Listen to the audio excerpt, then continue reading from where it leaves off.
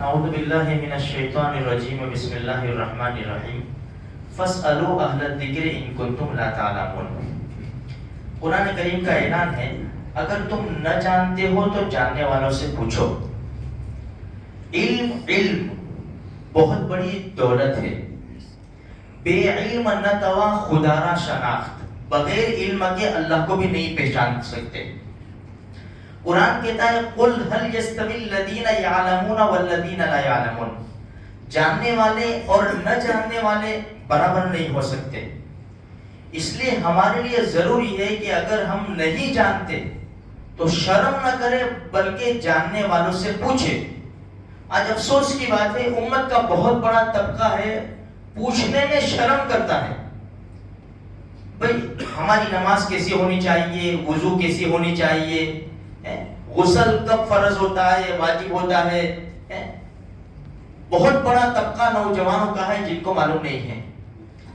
اس لیے صحابہ کرام چھوٹی چھوٹی بات بھی اللہ کے رسول کو آ کر پوچھتے تھے۔ ہم قرآن پڑھتے ہیں نا، یسألونک عن الاہلہ، یسألونک عن المحیض، یسألونک ماذا ينفقون، یسألونک عن الشہر الحرام۔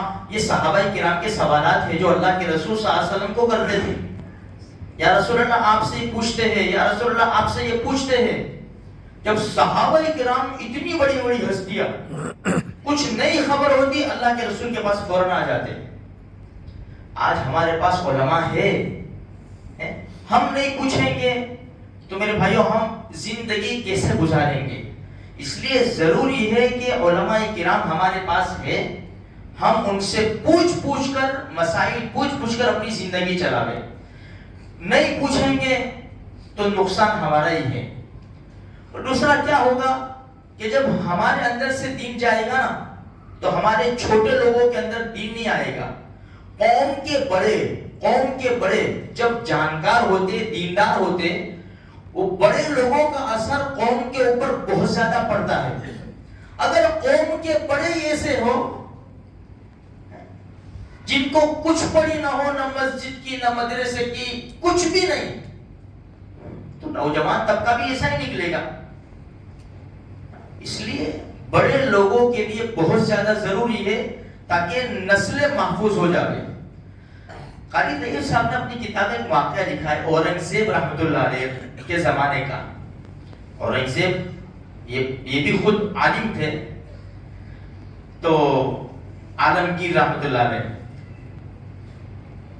ان کے زمانے میں جیسے کہ بھئی ایک سردار ہوتے ہیں، جیسے پریزیڈنٹ ہوتے ہیں پورے ملک کے، اور پھر ریاست کے الگ الگ حاکم ہوتے ہیں، بھئی جیسے گجرات کا الگ، وہاں کا الگ، وہاں کا الگ۔ تو یہ سارے امراء جو تھے وہ بس دنیا میں لگ گئے تھے، دین کی کچھ بھی ان کو پڑھی نہیں، کچھ بھی نہیں۔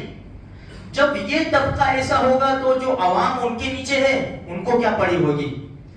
یہ بات پتہ چلی عالمگیر رحمۃ اللہ علیہ کو۔ تو عالمگیر رحمۃ اللہ علیہ نے پتہ چلا کہ علماء کو کوئی پوچھتا نہیں اور علماء قسم پرسی کی حالت میں ہیں، ان کا کوئی سہارا نہیں، ان کے پاس کوئی آتا نہیں، کوئی پوچھتا نہیں، کچھ بھی نہیں۔ تو عالمگیر رحمۃ ایسا نہیں کیا کہ کوئی یعنی آرڈر جاری کیا ہو کہ علماء کی قدر کرو، علماء کو یہ کرو، وہ کچھ بھی نہیں۔ فرمایا کہ ٹھیک ہے چلتے ہیں۔ سب سے پہلے چلے دکن، وہاں کے جو امیر تھے ریاست کے، انہوں نے دیکھا کہ بادشاہ سلامت آئے، بہت اچھا ویلکم کیا، یہ کیا وہ کیا، سب بات چیت ہوئی۔ فرمایا کہ ایک کام کرو آپ ہمیں وضو کراؤ۔ تو وہ تو بڑے خوش ہو گئے کہ اوہ بادشاہ کو وضو کرانے کا موقع مل گیا مجھے، بڑے خوش ہو گئے۔ اب کوئی جاگیر مجھے میرے نام پر لکھ دیں گے، جب مجھے سامنے سے کہا کہ وضو کراؤ میں وضو کرا دوں گا، کوئی جاگیر میرے نام کے اوپر لکھ دیں گے۔ بڑے خوش وضو کرائی۔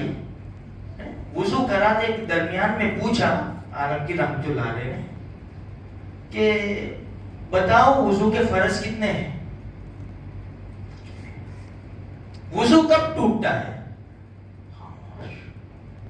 آتا ہی نہیں کچھ، علم سیکھا ہی نہیں، پوچھا ہی نہیں علماء کرام سے۔ اچھا اب میں دوسری مرتبہ آؤں نا، ایسا نہیں ہونا چاہیے۔ دوسری جگہ چلے، رمضان کا مہینہ تھا، بھائی آپ کے وہاں افطار کروں گا، خوش، بڑے اچھے اچھے دسترخوان لگائے، کھانے پینے چنے. تو افطاری کے وقت بیٹھے تو پوچھا وہاں کے جو امیر تھے کہ روزہ کن چیزوں سے ٹوٹ جاتا ہے؟ کوئی جواب نہیں، روزہ ہی نہیں رکھا تھا.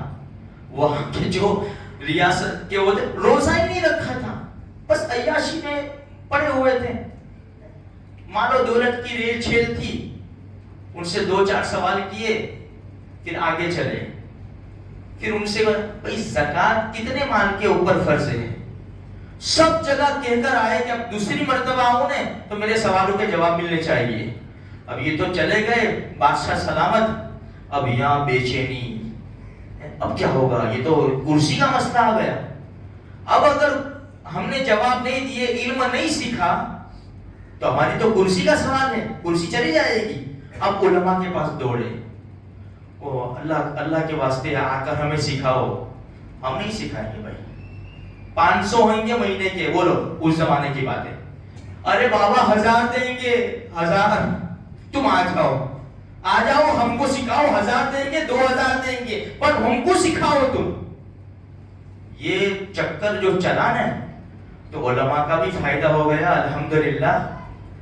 یہاں سوشل میڈیا کے اوپر سب چلتا ہے نا، خالی چلتا ہے، کوئی عمل نہیں کرتا.